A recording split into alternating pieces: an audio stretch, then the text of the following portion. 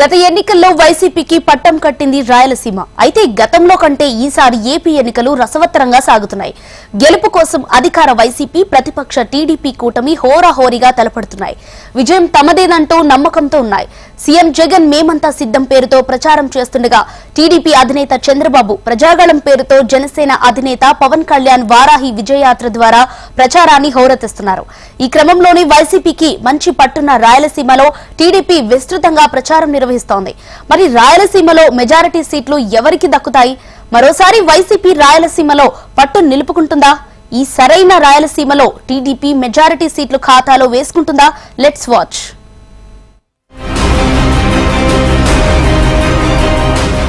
రెండు 2019 ఎన్నికల్లో సీమలోని 52 నియోజకవర్గాలకు గాను 49 స్థానాల్లో వైసీపీ జెండా ఎగిరింది.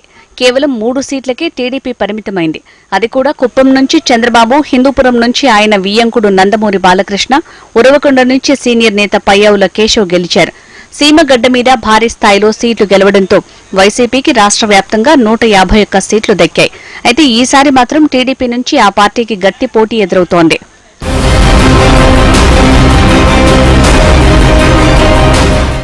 సీఎం జగన్ సొంత జిల్లా కడపలో 10 నియోజకవర్గాలున్నాయి. గత ఎన్నికల్లో వైసీపీ క్లీన్ స్వీప్ చేసింది.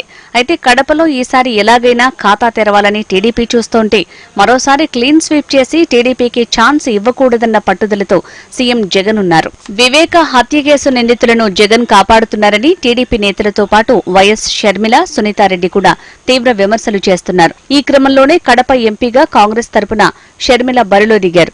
అవినాష్ రెడ్డిని ఓడించడమే తన లక్ష్యమని ఆమె స్పష్టం చేస్తున్నారు. దీంతో షర్మిల ఏ స్థాయిలో ఓట్లు చీలుస్తారన్న చర్చ రాయలసీమలో జోరుగా సాగుతోంది.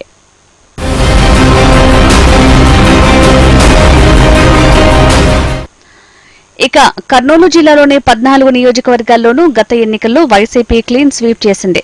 అయితే కూటమి ఈసారి కర్నూలు జిల్లాలో గట్టిగానే ఫోకస్ చేసింది. ఈ జిల్లాలో పోరు నువ్వానేనా అన్న రీతిలో సాగుతోంది. ముఖ్యంగా నంద్యాల, డోన్, ఆళ్లగడ్డ, శ్రీశైలం, ఎమ్మిగనూరు, ఆలూరు, పత్తికొండ, పాణ్యం నియోజకవర్గాల్లో తెలుగుదేశం అభ్యర్థులు గట్టి పోటీ ఇస్తున్నారు. దీంతో వైసీపీ అభ్యర్థులు విజయం కోసం పోరాడక తప్పని పరిస్థితి ఏర్పడింది.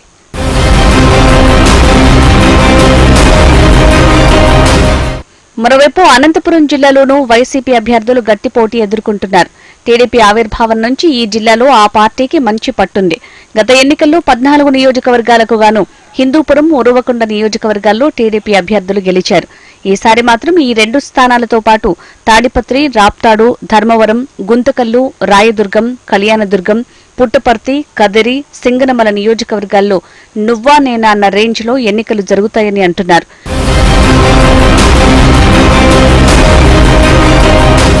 అటు చిత్తూరు జిల్లాలోని 14 నియోజకవర్గాల్లోనూ గత ఎన్నికల్లో టీడీపీ కేవలం 1 సీటు మాత్రమే గెలిచింది.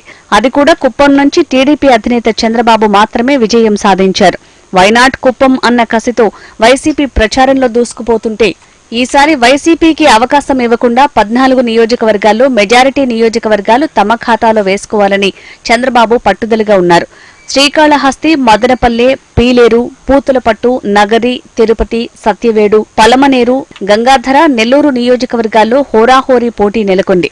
ముఖ్యంగా తొలి నుంచి చంద్రబాబు రాజకీయ శత్రువు పెద్దిరెడ్డి రామచంద్రారెడ్డి ప్రాతినిధ్యం వహిస్తున్న పుంగనూరులో ఈసారి ఎలాగైనా టీడీపీ జెండా ఎగరేయాలని కసితో ఉన్నారు. అయితే పుంగనూరులో పెద్దిరెడ్డిని కొట్టడం అంత ఈజీ ఏం కాదన్న వాదనలు ఉన్నాయి.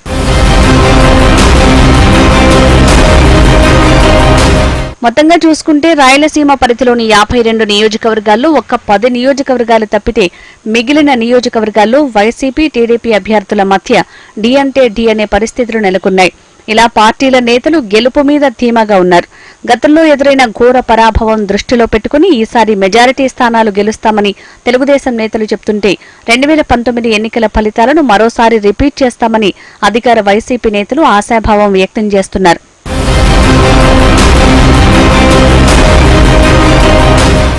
సీఎం అభ్యర్థులుగా ఉన్న జగన్, చంద్రబాబు సీమ నుంచే పోటీ చేయనుండటంతో ఇక్కడి ఫలితాలు ఆసక్తిగా మారాయి. మరి సీమగడ్డ మీద ఈసారి ఏ పార్టీ జెండా బలంగా ఎగరనుందో తెలియాలంటే జూన్ 4 వరకు వేచి